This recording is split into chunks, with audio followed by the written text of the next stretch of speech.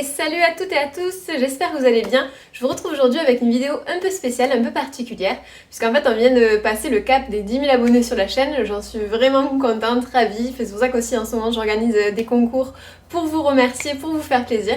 Et du coup je me suis dit pourquoi pas faire une petite FAQ de présentation, mise à jour, enfin voilà, pour les nouvelles personnes arrivées ici, puis pour que vous puissiez aussi mieux me connaître. Donc j'ai repris les questions que vous m'avez posées en fin de vidéo et également sur Instagram. D'ailleurs n'hésitez pas à me suivre sur Instagram si ce n'est pas encore le cas, parce que du coup je vous partage très régulièrement du contenu différent forcément de YouTube, un peu plus régulièrement car c'est beaucoup plus simple, voilà, en story, en post, etc. Donc n'hésitez pas surtout, j'ai repris tout ça, je les ai un petit peu classifiés. On va commencer par la présentation générale de ma personne. Ensuite, on va continuer un petit peu sur mon parcours, autant perso que pro. Après, il y a des questions plantes, il y a des questions sur les vidéos, et voilà, des questions très variées. Donc, je vous remercie pour tout ça. Et je vais essayer d'y reprendre le plus directement, comment on pourrait dire, le plus ouvertement possible. Alors c'est parti, déjà sur ma présentation, moi c'est Elodie, j'ai 31 ans, je suis de 91, on m'a demandé mon année de naissance, donc dites-moi si dans les commentaires il y a de la team 91, je suis née le 7 août précisément 1991, on m'a d'ailleurs demandé mon signe astrologique, donc je suis Lion, ascendant vierge, voilà. Si jamais il y a des fans ou des pros de l'astro en commentaire, dites-moi. Moi j'ai toujours un petit peu regardé comme ça vous savez les petites tendances du signe, de l'ascendant, voilà, qu'il peut y avoir sur l'année, etc. Voilà, je trouve que c'est amusant. Des fois sur Instagram justement il y a des mèmes par tendance, par signe. Des fois on se reconnaît, c'est vrai. Voilà, donc c'est plutôt amusant. Est-ce que j'ai des frères et sœurs? Oui, j'ai une petite sœur qui s'appelle Noémie. Voilà, toute ma jeunesse en fait, j'ai réclamé mes parents, je veux un petit frère, j'ai une petite sœur, je veux un petit frère, j'ai une petite sœur. Donc j'ai une petite sœur. Pas d'animaux, on m'a demandé si j'avais des animaux, j'en ai eu, j'ai eu un chien petite avec lequel j'ai grandi, il faisait partie de la famille, moi j'adore les animaux. Et donc à mon grand désespoir, je n'en ai pas, parce que, volontairement en fait, parce que je vis en appartement. J'ai un grand faible pour les chiens, les gros chiens, j'adore mon chien que j'avais, c'était un husky croisé berger allemand. Voilà, magnifique, on aurait dit un loup, elle était trop belle.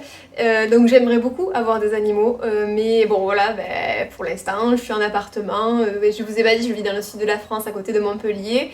L'immobilier ici est très cher, donc pour l'instant pas d'animaux.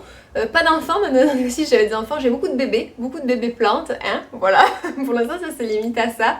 Peut-être que mes parents vont avoir bientôt un petit chien, donc je suis toute folle à cette idée-là, parce que j'adore vraiment beaucoup les animaux. Et voilà, que dire de plus sur cette question? Pas plus, hein. Continuons sur les questions perso, ma couleur préférée. Alors ça a longtemps été le bleu, depuis toute petite, j'avais une chambre, j'avais demandé que ma chambre soit bleue, j'adore cette couleur. Maintenant, en grandissant, si je regarde dans ma déco, oui, j'ai toujours un peu ce bleu, le bleu, j'aime bien aussi le côté vert sapin, bleu canard. Si je devais avoir une couleur, peut-être on pourrait dire le bleu pan, comme ça c'est entre le bleu et le vert, voilà, c'est mes couleurs préférées. Voilà pour ça. Question suivante. Alors, mon parcours. On m'a demandé mon parcours, où j'en suis niveau professionnel, etc. Là, je vais vous raconter un peu ma vie. En fait, petite, mon métier idéal, je rêvais, rien à voir avec ce que je fais maintenant, hein, mais je rêvais d'être égyptologue. Archéologue spécialisée dans l'Égypte, donc ça m'a toujours fasciné ce monde-là. Je pense que je suis pas la seule, mais voilà, j'avais plein de livres petites sur l'Égypte antique, Cléopâtre, les secrets des pharaons. Je regardais aussi à la télé tout ce qui se passait à ce niveau-là, tous les documentaires. Je continue d'ailleurs, hein, et d'ailleurs j'ai réalisé mon rêve l'année dernière en allant en Égypte. En plus dans une période où il n'y avait pas trop de touristes, puisqu'on était, vous savez, dans les périodes où on ne savait pas trop là avec le Covid, etc. C'était l'hiver dernier. Et du coup j'ai pu profiter pleinement et j'en ai pris plein les yeux, j'étais émerveillée. En fait c'est vraiment une culture, une richesse, une histoire qui m'a toujours passionnée. Donc ça aurait été mon rêve de petite fille, égyptologue. D'ailleurs, tardivement, je crois qu'il y a 2 ou 3 ans de ça, j'ai rencontré en vrai, au cours d'une soirée, rien à voir, un gars qui était égyptologue et j'étais là, mais ça m'a rappelé quand j'étais petite et j'étais là, mais c'est génial, c'est vraiment ce que j'aurais aimé faire et on peut en vivre comme quoi. Bon après c'est un mode de vie qui est différent très certainement, voilà, du mien à être très certainement sur le terrain très souvent, mais ça doit être magique. Donc voilà, j'avais voulu être égyptologue, je suis pas du tout partie dans ces études. Après, au lycée, je me tâtais pour être laborantine, faire des expériences comme ça en labo. Bon, ça m'a vite passé. Et arrivé au bac, dernière année, j'aurais vraiment beaucoup aimé faire des études, soit dans la socio, ethno, l'étude, vous savez, des différentes ethnies, des différents peuples, des différentes cultures. Si j'avais, moi, si je me dis tu peux réaliser ce que tu veux, je ferais, vous savez, rendez-vous un terrain inconnu, je serais le gars qui va dans des contrées vraiment perdues, rencontrer les gens, vivre avec eux, comprendre mais leurs us et coutumes, leur manière de vivre, ça c'est vraiment quelque chose que j'aurais adoré. Et j'aurais adoré faire des études dans ce sens, donc c'était socio, ethno, comment ça s'appelait, je me rappelle plus comment ça s'appelait, j'aurais adoré, ça m'aurait beaucoup plu. J'aurais aussi aimé faire beaucoup de choses psycho. C'est quelque chose, mais après je sais que j'aurais pas eu les épaules pour travailler dans ce milieu-là, puisque je pense que je prends trop... quand on me raconte des choses, on se confie à moi, je suis sûre que ça aurait été mon métier, j'aurais pas pu dormir la nuit, mais c'est quelque chose qui m'aurait beaucoup plu. Donc j'en avais parlé à mes parents pour mes études, ils m'ont dit oh, non, on va pas te payer des études pour que tu fasses des études, que tu fasses 10 ans d'études pour pas avoir de boulot à la suite. Donc voilà, on m'a dit trouve quelque chose qui te plaît, dans lequel il y a du travail. Donc je me dis mais qu'est-ce qui me plaît en sortant, en dernière année de lycée, hein, on est un peu paumé. Moi je me dis j'aime les gens, j'aime les langues, j'aime voyager. Donc je suis partie dans le tourisme directement après le bac. Je me suis spécialisée ensuite, j'ai fait, vous savez, j'ai passé ma carte j'ai fait l'option pour être guide conférencier, guide interprète conférencier, je sais plus comment ça s'appelle exactement. Donc ce qui est cool, c'est que maintenant j'ai une carte à vie de guide, donc je peux rentrer dans les musées publics, donc ça c'est trop bien. Mais passons, et donc après je me suis spécialisée dans le tourisme durable, respectueux de l'environnement, puis je me suis rendu compte des dérives qu'il peut y avoir du tourisme de masse sur certains sites naturels notamment. Donc je me suis spécialisée dans le tourisme durable. Ensuite j'ai rejoint une association, je travaillais 1 an en tant que guide nature. Donc qu'est-ce que c'est guide nature? En fait j'allais sur le terrain, sur des sites soit du conservatoire du littoral, sur des sites protégés ou naturels.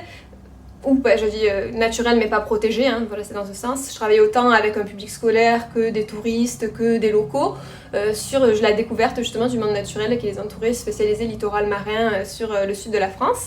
Donc j'ai fait ça 1 an, ça me plaisait beaucoup, j'étais beaucoup sur le terrain, j'échangeais avec les gens, j'étais à la fois dans la nature, donc c'était quelque chose qui me plaisait. Et j'avais envie d'affiner mes connaissances justement sur le milieu naturel et sur la gestion justement des espaces naturels.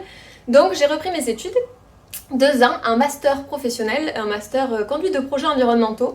Donc là, ça m'a permis de voir aussi tout le côté gestion de projet, puisqu'en fait, moi, j'étais technicienne sur le terrain, en gros.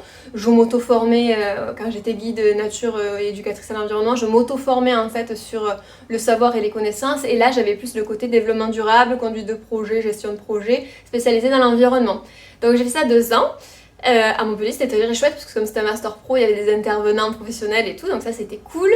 Et ensuite, ma plus grande expérience professionnelle, j'ai rejoint une autre association, une ONG spécialisée dans la flore, donc dans les plantes sauvages, on n'est pas du tout sur les plantes d'intérieur. Et donc j'ai travaillé 6 ans pour cette association-là, ça s'est terminé tout récemment, donc ça c'était un des gros changements. J'ai eu des questions aussi, est-ce que tu as eu un gros changement niveau pro récemment? Oui, c'est tout récent, c'est tout chaud, c'est de cet été en fait. Donc ça faisait 6 ans que je travaillais pour cette association-là. Moi déjà, de base, je trouve... je trouve que le monde associatif, c'est vraiment des personnes qui rassemblent, c'est vraiment des structures qui rassemblent des passionnés avec des valeurs. Donc c'est vraiment pour ça, au départ, que j'ai rejoint l'association et puis pour, bien sûr, l'émission. J'ai fait qu'apprendre tout au long de ces 6 ans, donc ça, je trouve ça très enrichissant. Mais cette dernière année-là, ça commençait à peser sur moi personnellement. Bon, évidemment, mes missions ont évolué au fil du temps. Je faisais peut-être plus administratif, j'étais moins en contact avec des personnes, je voyais moins... c'était peut-être moins, stimulant, à la fois stimulant dans le sens j'apprends des choses, je traitais uniquement les urgences et donc j'avais beaucoup du mal à me détacher justement de mes responsabilités, de mes missions en fait le soir quand je rentrais chez moi ou dans mon lit, je passais énormément au travail. Il pouvait y avoir également des tensions parfois moi en fait je suis une éponge. Et donc ça me mettait mal, c'est-à-dire que du coup j'avais du mal à faire cette séparation là et Et là où ça a commencé à impacter un peu ma santé personnelle, je me suis dit bon, ça a été une décision hyper dure à prendre. Mais voilà, j'ai préféré arrêter ce poste. Donc j'étais en CDI, on se dit parfois arrêter un CDI en ce moment, bon bah, c'est peut-être pas ce qu'il y a de plus réfléchi. Là j'ai réfléchi, ma décision a été très réfléchie. Et depuis, je me suis retrouvée. Donc, et je me suis dit en fait c'est peut-être pas plus mal après 6 ans, t'as appris beaucoup de choses, mais là tu t'y retrouves plus et tu n'es plus toi-même. Donc voilà, c'était une décision dure à prendre, mais je pense que j'ai pris la bonne décision, enfin j'en suis même sûre. Donc voilà, donc là en ce moment je suis en train de réfléchir à qu'est-ce que j'aimerais faire maintenant, chose à laquelle je pensais plus depuis un petit moment. Donc je trouve que c'est bien parfois, voilà, c'est pas des décisions simples à prendre, faut poser le pour et le contre, mais voilà, donc maintenant là voilà, j'essaie de voir qu'est-ce que j'aimerais faire et vous allez voir, il y a d'autres activités qui me maintiennent, que je m'ennuie pas quoi, qui me maintiennent à flot en ce moment. Et voilà pour ça. Alors, ensuite, est-ce que j'ai d'autres passions que les plantes? Alors, c'est vrai que les plantes, c'est quelque chose que j'aime beaucoup depuis toujours, que ce soit des plantes à l'extérieur, donc dans leurs espaces naturels, que chez moi. D'autres passions, alors j'aime beaucoup faire des choses de mes mains aussi, vous avez dû le voir sur la chaîne, donc les petites do it yourself, etc. J'aime beaucoup apprendre de nouvelles choses en fait. Ça, voilà, je suis toujours été curieuse et j'aime apprendre. Et après, une autre qu'on pourrait considérer comme passion, j'adore les voyages. C'est vraiment quelque chose qui me passionne. Et d'ailleurs, il y avait une autre question que j'avais mis à la fin, mais que je peux mettre maintenant. Quel serait mon rêve si je prends un rêve vraiment égoïste, personnel, sans me dire la peine dans le monde, etc. Un rêve vraiment personnel, ce serait plus d'avoir du temps pour voyager. Et pourquoi pas faire un tour du monde, mais un tour du monde éco-responsable, pourquoi pas un tour du monde en voilier. Avec voilà, où on prend le temps de s'arrêter où on veut, de visiter, de vivre avec les personnes, si j'avais un rêve, pourquoi pas, soyons fous, ce serait peut-être celui-là. N'hésitez pas, si vous voulez partager votre rêve en commentaire, je suis très curieuse de lire ça et ça me plairait beaucoup. Voilà, donc avoir du temps pour voyager, prendre le temps. Ensuite, donc passion que les plantes, ça c'est bon. Quelle est ma plante préférée? Ça c'est méga dur. Donc on va rester sur des plantes d'intérieur, parce que si je commence à parler aussi des plantes à l'extérieur, on n'a pas fini. Tout récemment cette année, me suis acquéri cette plante là, que c'est d'Apsus, donc Trubby Moonlight, que je voulais depuis un moment et dont j'adore les feuilles. On va partir sur un top 3 de mon top 3 de mes plantes préférées.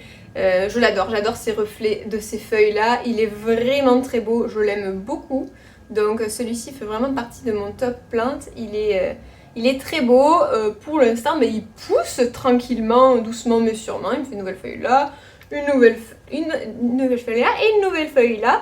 Voilà, il pousse tranquillement. Alors je sais qu'il serait plus beau, les feuilles seraient plus grosses si je le mets sur Twitter, mais perso j'aime pas trop ce plante sur Twitter, je sais pas, comme ça que je la trouve la plus jolie, donc voilà, j'aime bien quand elle retombe en fait, moi les plantes pothos, philo, etc. j'adore quand ça retombe. Sinon les plantes que j'adore, alors il y a ce Synapus aussi là qui est trop beau, le Dark que je viens tout juste de recevoir il y a pas longtemps, comme je vous ai parlé dans ma dernière vidéo justement, qui est vraiment trop beau, je sais pas si vous le voyez là, celui-ci, trop joli, avec le feuillage là par contre bien noir, foncé, très beau. La famille que j'adore de plantes, autant dans leurs espaces naturels qu'à la maison, même si c'est plus dur à la maison, ce sont les fougères. Et ça c'est ma capillaire, quand je vous avais parlé je pense il y a un an sur la chaîne, quand je venais de la voir, et en fait elle faisait un peu la gueule après cet été parce qu'il a fait méga sec, etc. Je l'ai mise dehors, Oya, humidité et tout, et elle repart, j'en suis trop contente. Donc voilà, les fougères, j'adore ça, toutes les fougères. Donc ça c'est la capillaire, son nom latin c'est quoi? Angiantum radianum. Voilà, trop belle, ces feuilles vaporeuses comme ça, trop jolies, c'est vraiment une plante que j'adore. Donc là on a deux, si on compte comme ça. J'aime beaucoup aussi la Black Velvet qui est là, trop belle. En fait voilà, les feuillages un peu atypiques, soit foncés, soit argentés, la veloutée, trop jolie celle-ci. Dans les autres familles de plantes, j'adore les bégonias aussi, mais voilà. Voilà, donc c'est peut-être pas ma plante préférée. Je pense que c'est trop dur d'en choisir une. Ouais, non, c'est trop dur d'en choisir une. Voilà, la petite top 3, cette petite top 3, c'est bien. Voilà pour ça. Quels sont les autres gros changements de ta vie actuellement? Donc parce que du coup je vous avais parlé, là on va faire une FAQ parce qu'on est plus nombreux, puis il y a eu des gros changements et c'est pas tombé dans l'oreille de sourd directement, vous l'avez écrit en commentaire. Vous avez raison, de toute façon moi je vous confie ce que, ce dont je vous ai parlé. Donc il y a eu le gros changement qui est la rupture de mon poste sur lequel j'étais depuis 6 ans, donc ça a été quand même un gros changement. Je l'ai vraiment vécu comme, même si c'était moi qui étais à l'origine de la décision, comme ça a été, il a fallu que je prenne le temps pour le digérer, etc. C'était vraiment un gros changement personnel, mais qui est pour du bon, parce que je me suis vraiment retrouvée. Je dors bien la nuit maintenant à nouveau. Puis même, ça avait des impacts aussi sur la santé, donc très bien. Ensuite, le gros changement, là c'est encore plus récent. Tout récemment, mon copain m'a demandé un mariage, donc on va se marier. Donc ça c'est un joli changement. Voilà, ça faisait longtemps qu'on était ensemble. En fait, si vous voulez, pour vous expliquer moi le rapport que j'ai par rapport au mariage, c'est pas quelque chose forcément, depuis que je suis petite, je me suis pas dit le plus beau jour de ma vie sera le jour de mon mariage, ou j'espère me marier, j'espère avoir une robe de princesse. Pas vraiment. Alors je respecte totalement ceux, et j'ai des amis certains qui sont dans ce mood là. Moi pas vraiment, mais c'est vrai que je me suis dit pourquoi pas. Ça va être l'occasion de rassembler tous ceux qu'on aime, ça va être un petit mariage qui nous ressemble, simple, à la campagne, avec beaucoup de décorations végétales. Je pense que je ferai beaucoup de choses. J'ai déjà commencé à la même pour ça. Et ça va être l'occasion de rassembler vraiment tous ceux qu'on aime, nos proches, nos amis proches, notre famille, de aussi faire revenir la famille qui est un peu plus loin, un peu plus âgée, qui n'a pas forcément... Nos deux familles ne se sont pas forcément tous rencontrées, donc ça va vraiment être... Ça va être chouette, ça va être l'occasion de faire la fête, voilà. Et c'est vrai qu'au départ, on m'aurait dit ça il y a 1 ou 2 ans. Je pense que j'étais pas prête parce que j'avais pas mal de stress généré par mon travail et j'aurais vu ça comme une autre source de stress en fait, avec de l'organisation, un timing et tout. Et là, en fait, ça tombe parfaitement comme du coup j'ai du temps. On va du coup un budget limité, beaucoup organisé nous-mêmes. Et donc en ce moment je fais que passer des coups de fil, j'ai des rendez-vous pour les prestataires, pour un peu tout. Et je trouve que c'est trop chouette en fait, parce que en ce moment c'est vraiment la bonne période, puisque du coup je peux vraiment m'occuper sereinement de ça. En plus j'adore faire des choses de mes mains, donc il y aura beaucoup, ça aide beaucoup aussi de récup, de seconde main, parce qu'on va avoir l'impact le moindre possible, même si c'est un gros événement. Gros, on s'entend, nous ça va être un comité assez restreint, on va pas dépasser du tout les 100 personnes, ce sera plus autour des 70, mais ça fait quand même une organisation. Donc voilà. Si jamais c'est un sujet qui vous plaît, que je vous partage peut-être la déco que je commence à faire, n'hésitez pas à me dire, et pourquoi pas faire des petites vidéos sur cette thématique. Alors il n'y en aura pas 36, mais pourquoi pas 1 ou 2. Si jamais c'est une thématique qui vous plaît, n'hésitez pas à me dire. Donc voilà pour le deuxième gros changement du moment. Du positif bien sûr, puisque ça va être très chouette. Surtout que nous, ça va pas être une organisation de 2 ans. Je sais que certaines personnes s'y prennent 2-3 ans à l'avance. Non, nous ce sera pour juin prochaine, donc ça arrive. Donc voilà, il y a pas mal de choses à mettre en route, qui se sont déjà un petit peu lancées, et à organiser, planifier. Donc pour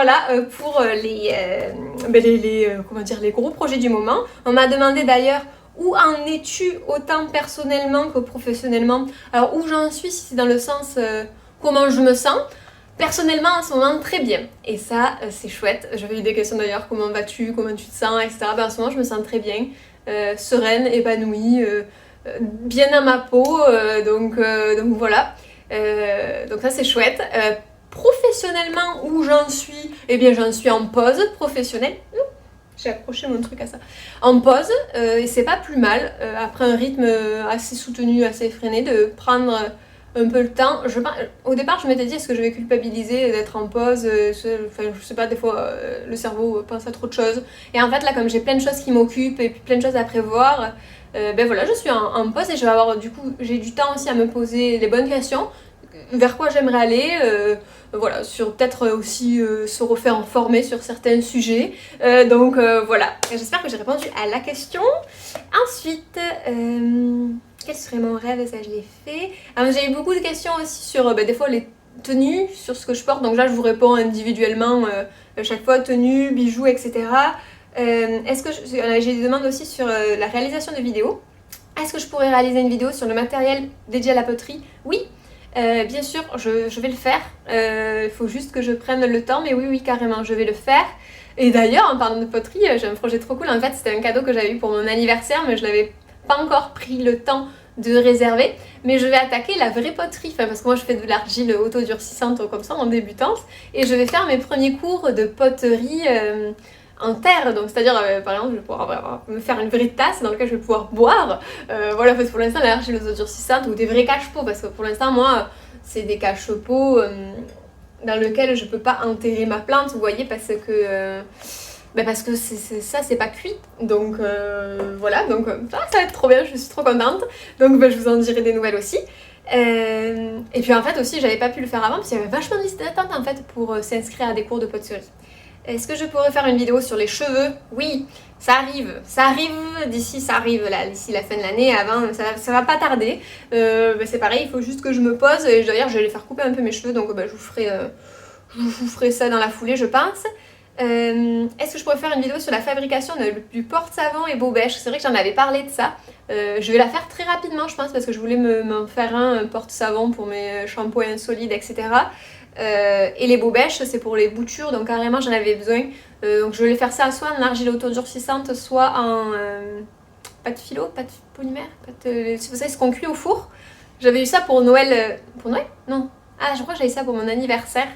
Et donc je dois l'avoir quelque part, donc je le ferai aussi.